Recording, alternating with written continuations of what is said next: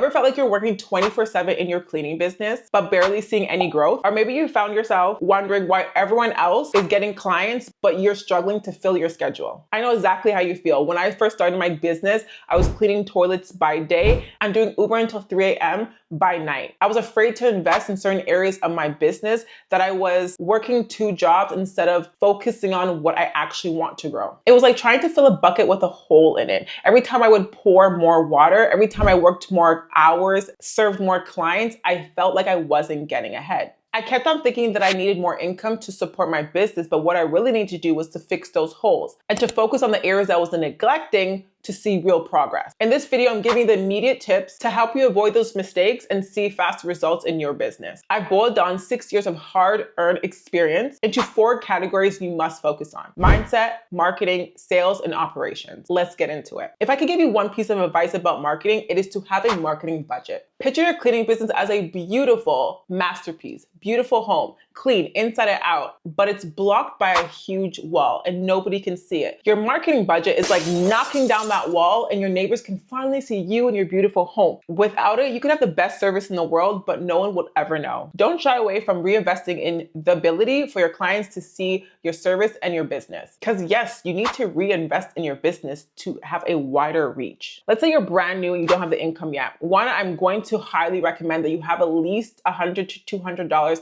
put aside for some marketing.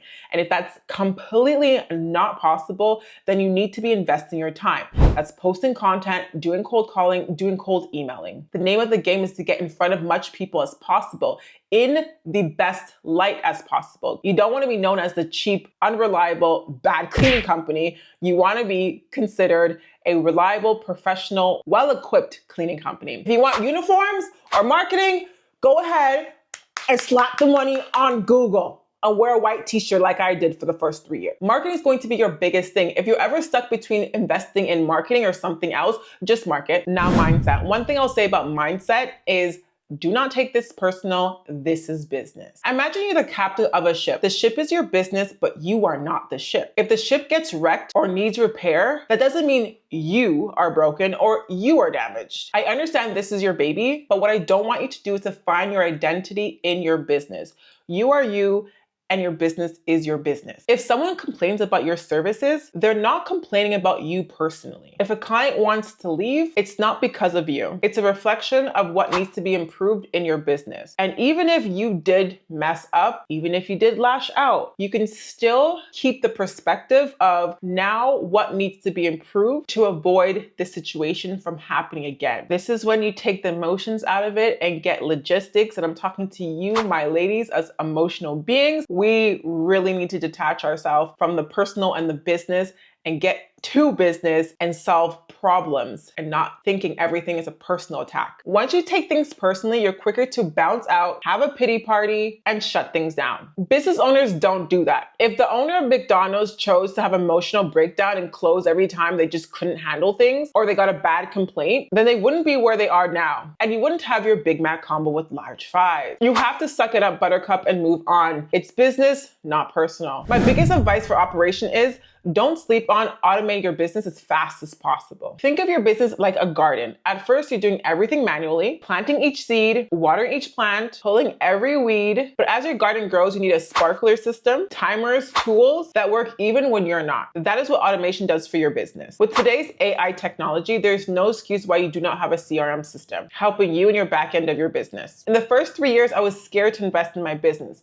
I thought that I couldn't afford a monthly CRM payment. But believe me, if it wasn't for Jobber and invested in a home service software, I would have quit my business 3 years ago because it's overwhelming to do everything manually in the sake of I can't afford it. But in reality, I could not afford not to. Whether you're cleaning yourself or managing subcontractors, automation relieves mental fatigue and pressures by handling your scheduling, quotes, payment process, sending reminders, and things that you do not want to be tracking manually day in and day out in your business operation. And that's exactly why I suggest Jobber as your home service software to help you run your business and relieve that stress. And if you want to check out Jobber completely free, go ahead and click the link in the description box and try 14 days for free, plus an exclusive discount. The most important advice on selling is simple. Learn the art of selling, learn the art of negotiation. And I can suggest these books. Down in the description box, I'll have a whole Amazon storefront of all book selections, tools, resources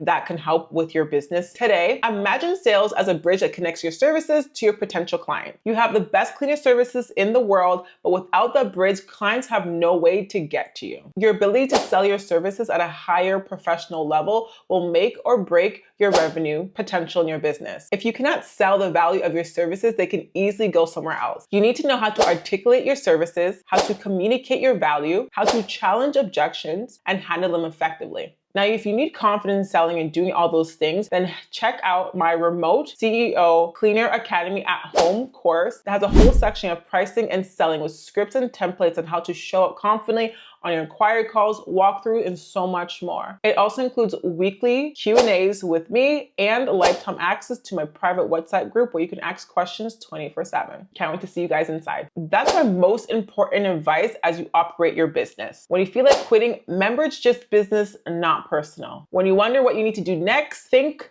I need to market my business more. When no one wants to pay your prices, you gotta learn how to sell better. When you feel overwhelmed and burnt out, you're probably not automating enough things in your business. Get you a CRM system like Jobber. And as always, check the description box for anything that I've mentioned, and any supporting tools will be all linked down below.